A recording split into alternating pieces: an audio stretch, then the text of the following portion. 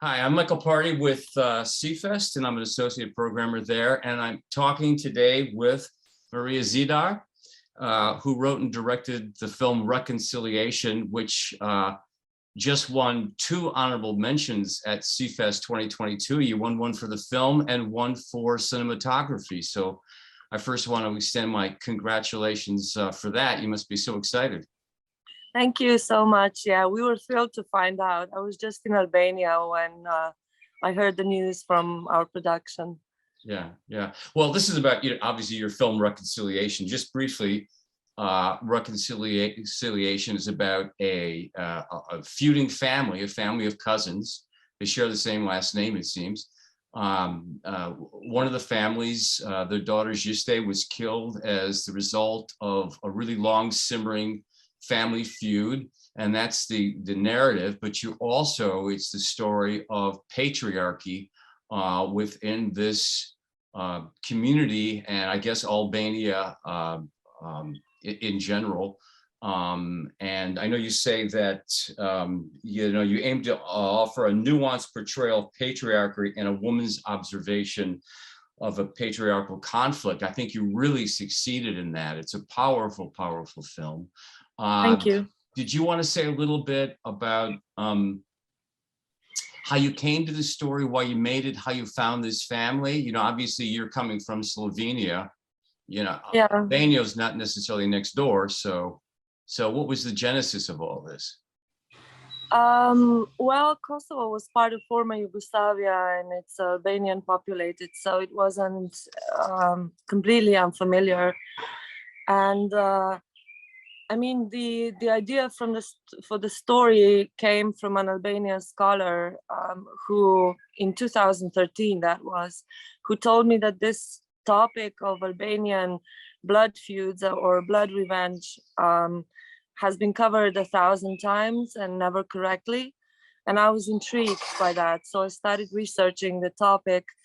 And on a broader perspective, I found it to be a story about I mean, Yugoslavia and Albania had not a similar, but both are countries in transition. And it means that after the fall of communism, some remains of old traditions, religion, and so on, and patriarchy as well, were reinstalled in a very specific context of, in Albanian case, of lawlessness. And I found this interesting because we had far-right populist discourses in Europe at the time that were advocating the reintroduction of tradition and reintroduction of religion and of patriarchy in a modern society. So the broader context was what first intrigued me. And I thought, like, let's show the Albanian case, and it didn't work out there. So is this a good idea, if you understand where I'm getting at? So then I started looking for a story, for a concrete story, and we came to the family with the bishop, who's also a protagonist in the film. And on the other hand, I contacted the mediator myself. So the mediator is a person who has a reconciliation organization based in Tirana. And I found this modern element like very interesting and intriguing. So people who live in the city and supposedly deal with tradition, fascinating. And then we followed these 2 cases separately during the development of the project for 1.5 years, until one day Jean Marco, the mediator, found out that we're also filming something else, that we're filming this case in Lake Bibai, and got jealous and said that he would call the bishop and try to help and tell him that he knows how to solve these cases. And then that's how he got involved. And in 2016, late 2016, the DOP and I both moved to Albania, and we followed this story for another year and a half, and finished filming in early 2018. So yeah. So I guess then you know, obviously the bishop and the reconciliation president, you know, the head of the NGO. So yeah, they brought you to the story. Were they instrumental then in bringing the family in to be amenable no, to no, being recorded or filmed? no, no, no. As I said, so we approached the family through the bishop. So the bishop was the person that took us to this family a year after Justa was killed. And whereas we followed the mediator, the guy with the NGO, separately on his other endeavors, Oh, I didn't want one of the cases that these NGOs present to foreign media, simply because they're very controlled. And when I did background research for the cases that the mediator presented to us as true cases of blood revenge, there were several inconsistencies or even falsehoods.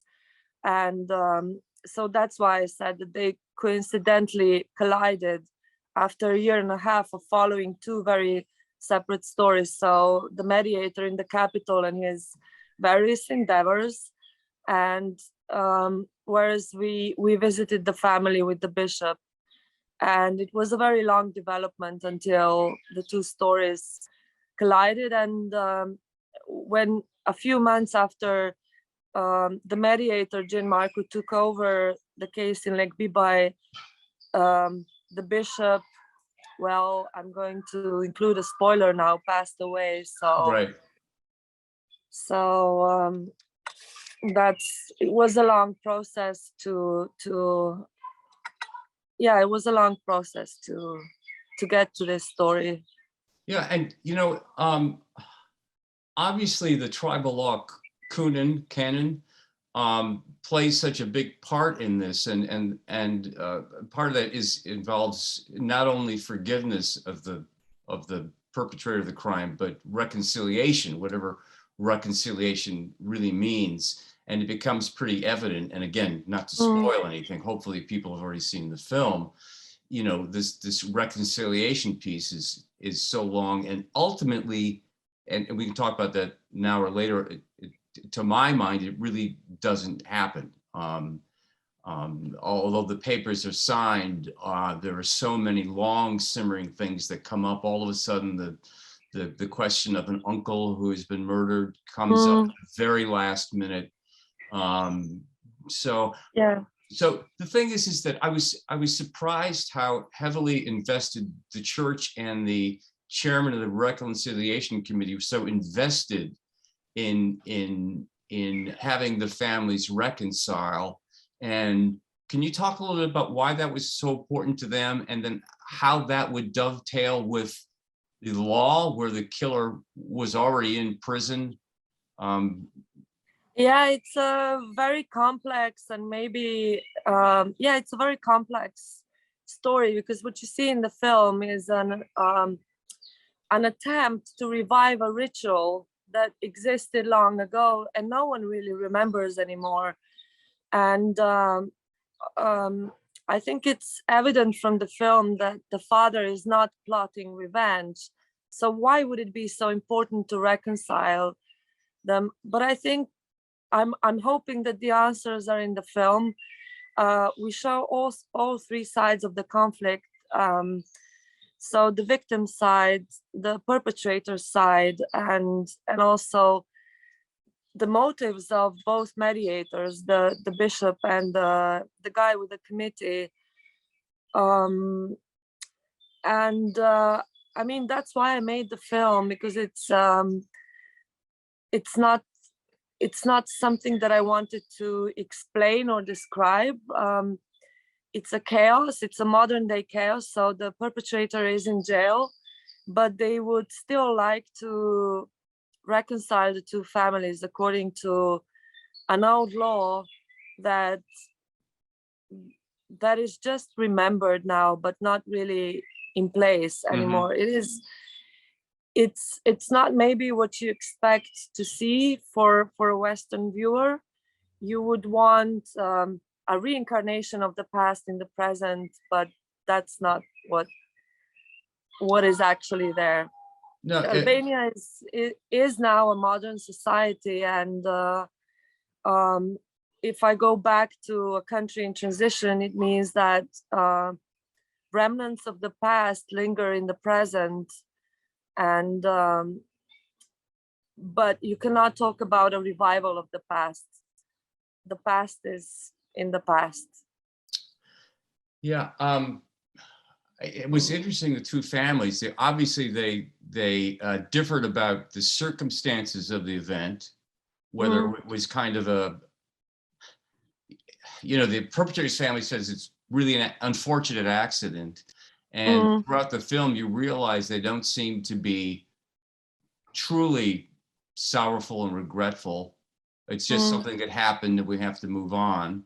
I guess they were more worried about revenge, but as you said, the father wasn't going to involve himself in revenge. So that was really perplexing. I also want to ask you about the NGO. What did you think about the NGO's effort to sort of elevate Jiste, the murdered woman, to sort of martyrdom sainthood status? I mean, obviously the losing a daughter is tragic beyond belief, but there was something unsettling about all that, I thought. Yeah, I know that I'm being interviewed, but the question is really for the audience. How did you find? True. No, absolutely. Yeah. Yeah. Unsettling, as you said. It's very unsettling, to put it mildly. Yeah. I mean, that's one piece, sorry, go ahead. I mean, my emotional perspective, I guess, would be similar to the mother's. There is a scene in the film where she's giving a picture of Mother Teresa and told that her daughter will be a saint, just as Mother Teresa is now a saint. And you can see from the expression on the mother's face that I feel she doesn't know whether to, throw this picture back at them or what to do with it. And I think that this expression in her face tells it all. So, well, it does. The thing is that it's so obvious that it's always men talking to men, the elders talking to who are men, all talking to each other.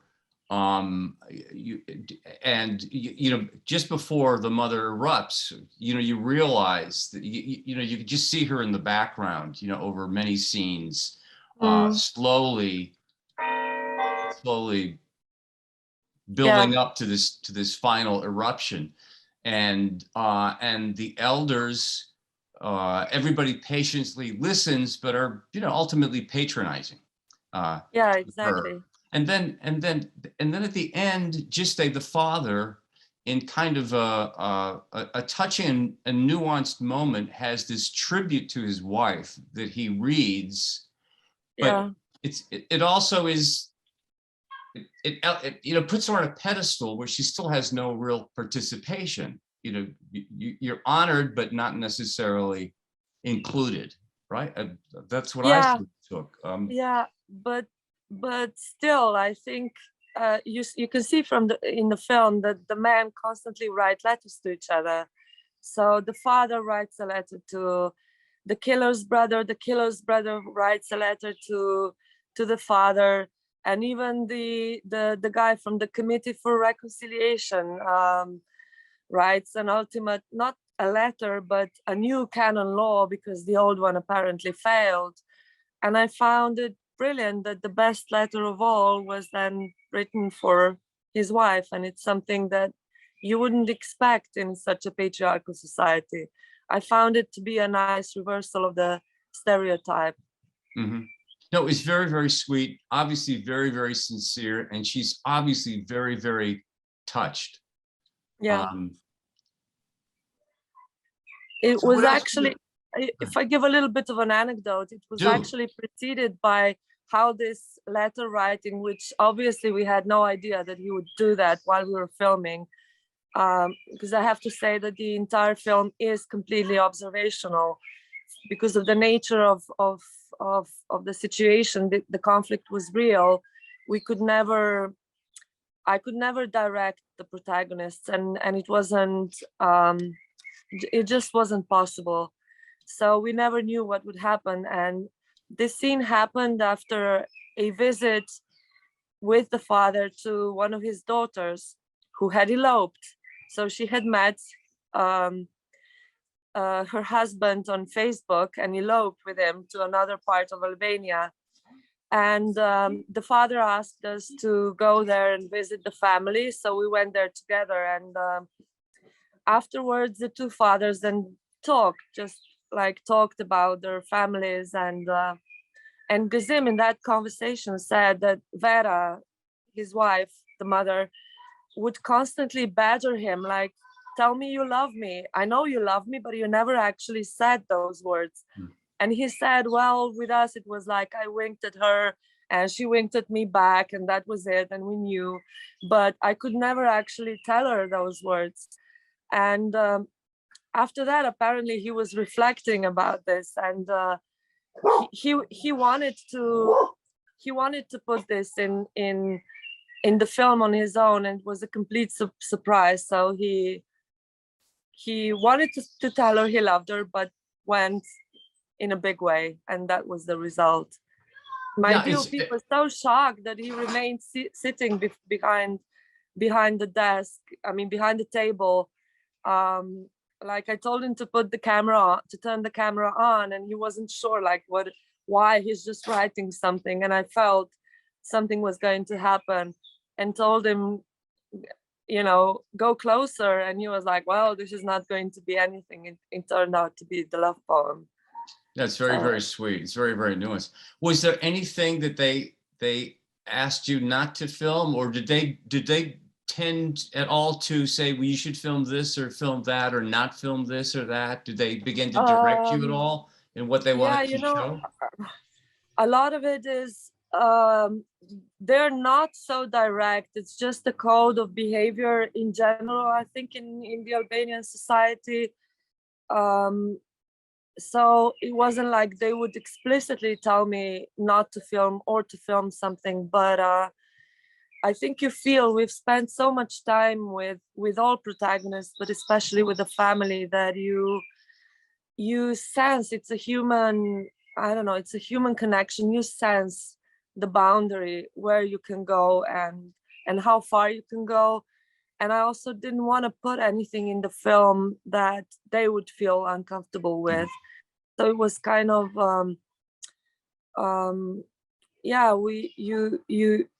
you work in these types of situations on a more human level. I never told them what I want, and they never told me, we don't want to film that. And I think they were actually very open. Even my DOP, who is a Kosovo Albanian, was sometimes surprised by the openness. For example, also with this scene which is not in the film, but we did film, his daughter eloping, and then the meetings of the two fathers. And we were returning home together with Gazim.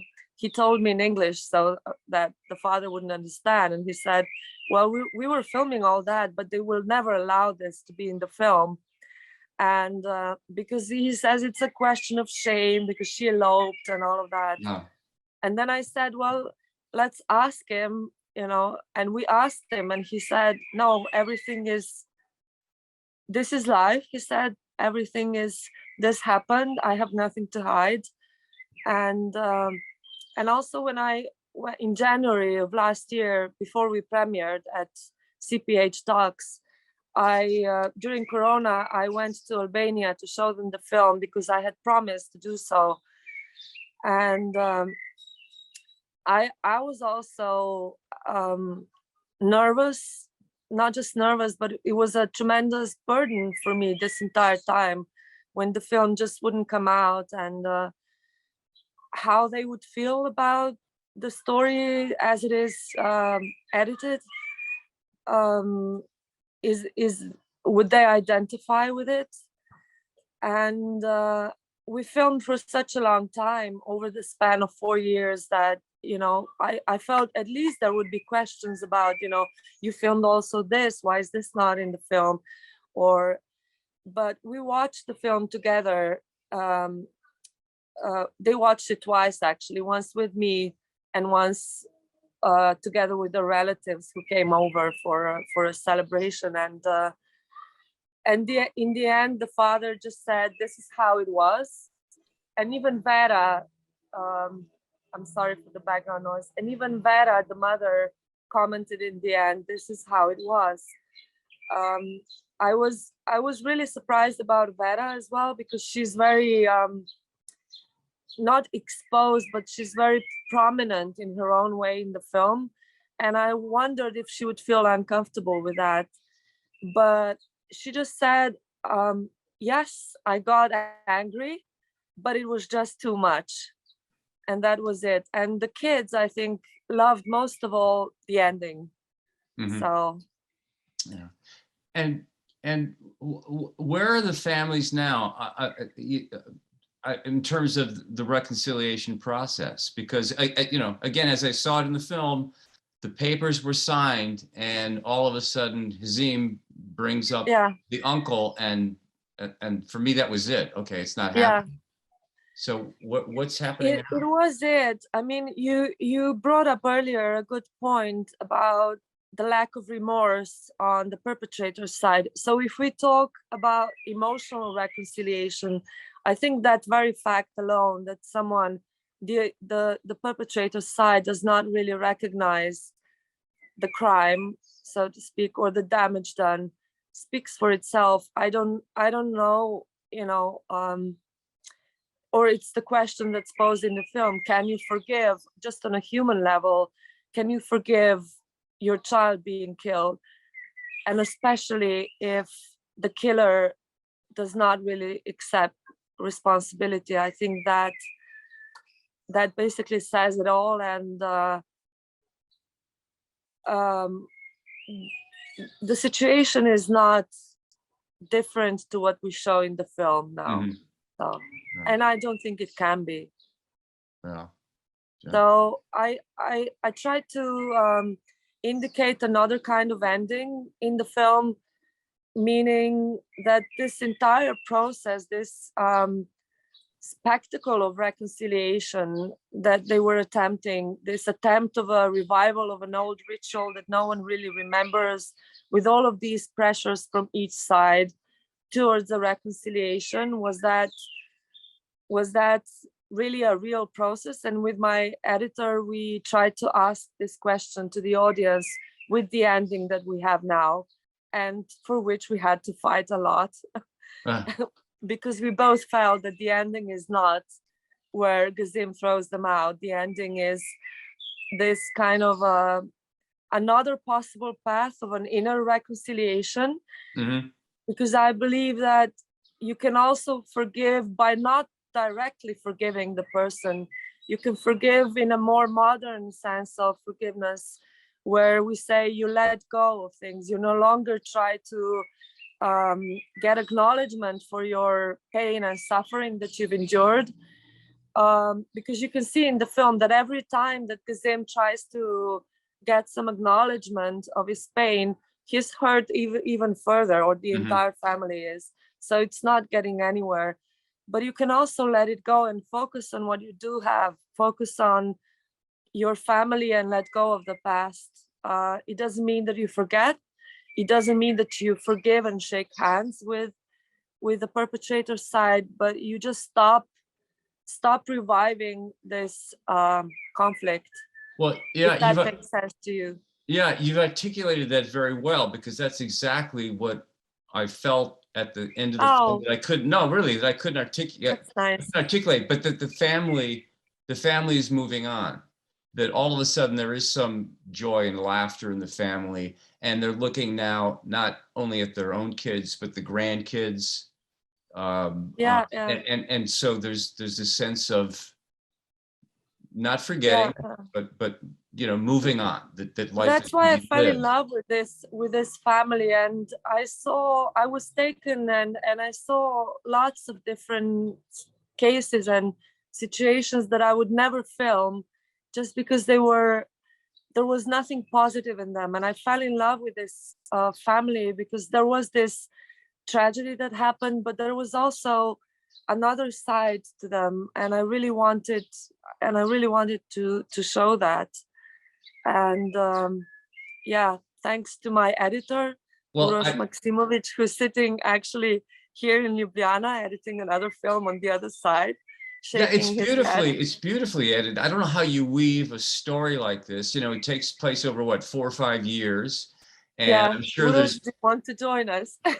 Yeah, would he like to contribute or say anything? Yeah, Or I'm forcing him to. oh, force him to. Go ahead. So this is Uroš. Hi. Hey, how are you? This is Uroš Maksimovic.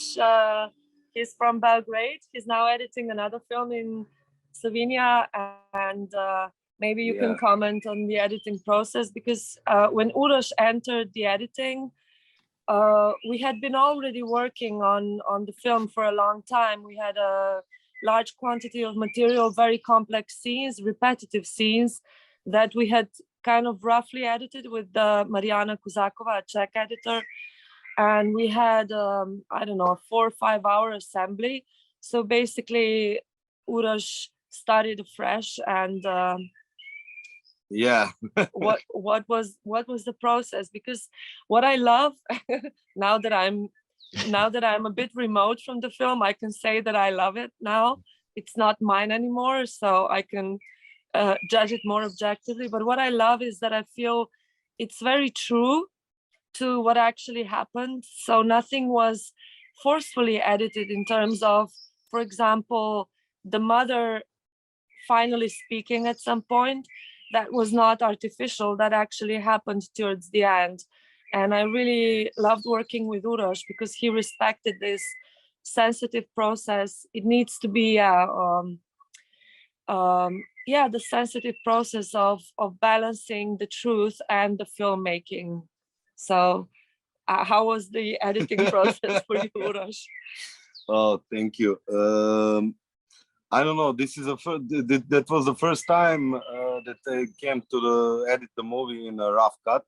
So it's very hard for me because I'm from Serbia, and I don't understand anything in Albania, but obviously we have some, you know, history with them, but it's very long process from the beginning of rough cut to the end of editing.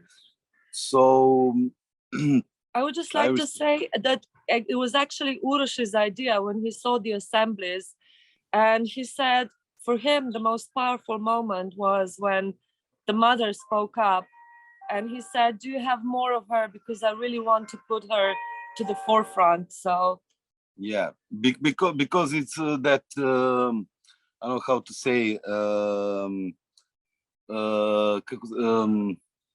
Boże.